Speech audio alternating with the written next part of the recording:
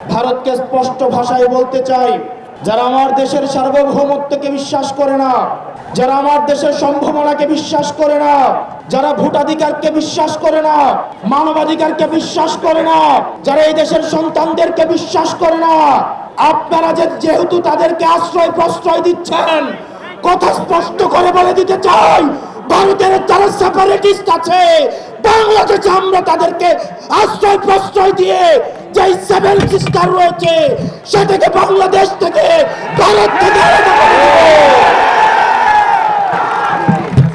এই হাসিনার পৃষ্ঠপোষক স্পষ্ট ভাষায় দিনের আলোর মতো স্পষ্ট স্বচ্ছ তাদেরকে ভারত অর্থ দিয়ে, তাদেরকে অস্ত্র দিয়ে, ট্রেনিং দিয়ে বাংলাদেশের বিরুদ্ধে তাদেরকে দাঁড় করিয়ে দিচ্ছে। আমাদের ভারতের বিরুদ্ধে একটি পার্শ্ববর্তী দেশ বলার কোনো সুযোগ নাই। আপনার জবানে স্পষ্ট করতে হবে এই বাংলাদেশকে ভারত একটা ফিলিস্তিন বানাইতে চায়। আমাদেরকে সবাইকে ঐক্যবদ্ধ হতে হবে। ক্ষমতার জন্য, গদির জন্য, মন্ত্রণালয়ের জন্য যারা দিল্লিকে টিপলা দিচ্ছে এই বাংলাদেশের স্বাধীনতা তারা তৃতীয়বারের মতো বিক্রি করে দেওয়ার প্রস্তুতি নিচ্ছে।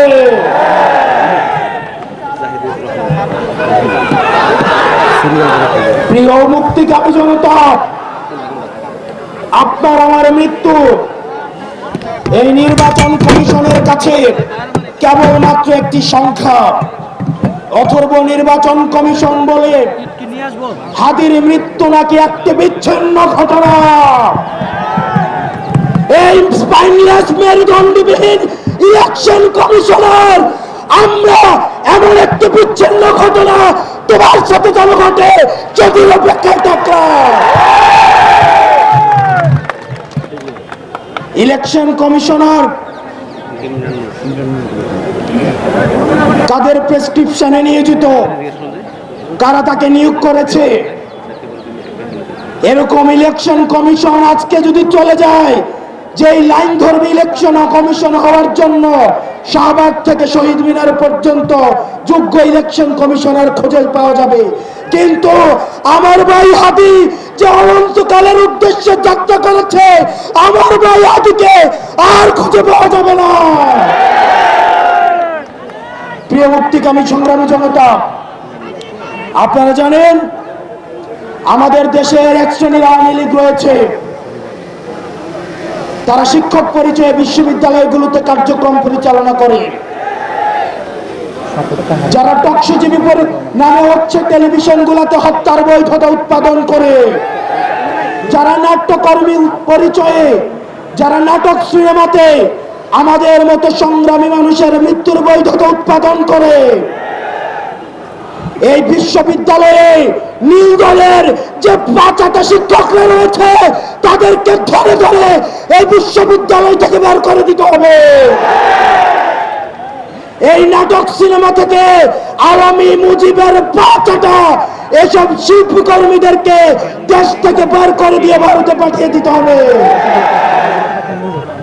টকশোজীবীদের উদ্দেশ্যে এই ভারতীয় আধিপত্যের বৈধতা উৎপাদন যারা করছে, যেসব টকশোজীবীরা, আপনাদের তাদের এই ফ্যাসিস্টদের মানবাধিকারে আপনারা যারা বিশ্বাস করেন, তারা মজলুমের মানবাধিকারে বিশ্বাস করে না। আর দিন শেষে আজকে এই বেদিতে আপনারা যারা বসেছেন আর যারা আসেন নাই, আপনাদের দুইজনকেই বলি, ক্ষমতার লোভে অন্ধ হয়েন না।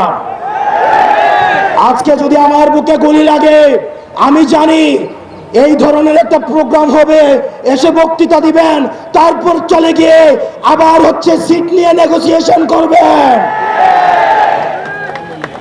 অনেক দল রয়েছে, যেহেতু আরপিও সংশোধন হয়েছে, এখন অন্য দলের মার্কায় নির্বাচন করতে পারবে না বলে নিজের দলের মার্কা বিলীন করে দেওয়ার জন্য তারা রেডি হয়ে আছে। এগুলো দিয়ে জাতীয় ঐক্য হয় না। এসব জাতীয় ঐক্য এগুলো মেকি। আমাদের হাদি ভাইয়ের রক্ত এই জাতীয় ঐক্যের আঠা হয়ে আসুক, সেটা আমরা চাইনি। আপনারা যদি দেশের প্রশ্নে, সার্বভৌমত্বের প্রশ্নে, বাংলাদেশের প্রশ্নে দলীয় স্বার্থের ঊর্ধ্বে উঠে আমরা 1 আগস্ট, আমরা 3 আগস্ট 2024 সালে এই শহীদ মিনারের বেদিতে দাঁড়িয়ে যেভাবে আমরা ফ্যাসিবাদের বিলোপ এবং নতুন রাষ্ট্র ব্যবস্থা বিনির্মাণের যে এক দফা দাবি দিয়েছিলাম, আমাদের সেদিনের মতো আবার ঐক্যবদ্ধ হতে হবে। দেশে যারা বিশৃঙ্খলা করে, সন্ত্রাস, ভোট চোর, আমাদের দেশে যারা অস্থিতিশীল পরিবেশ তৈরি করতে চাচ্ছে, হাদি ভাইকে যারা হত্যা করেছে, নির্বাচন যারা বানচাল করতে চাইছে, দেশের পরিবেশকে যারা অস্থিতিশীল করতে চাইছে, সীমান্ত যারা আমাদের ভাইদেরকে বোনদেরকে মেরে ঝুলিয়ে রাখে, তাদের আশ্রয় এবং প্রশ্রয়দাতা পৃষ্ঠপোষকতা দিচ্ছে ভারত। ভারতকে স্পষ্ট ভাষায় বলতে চাই,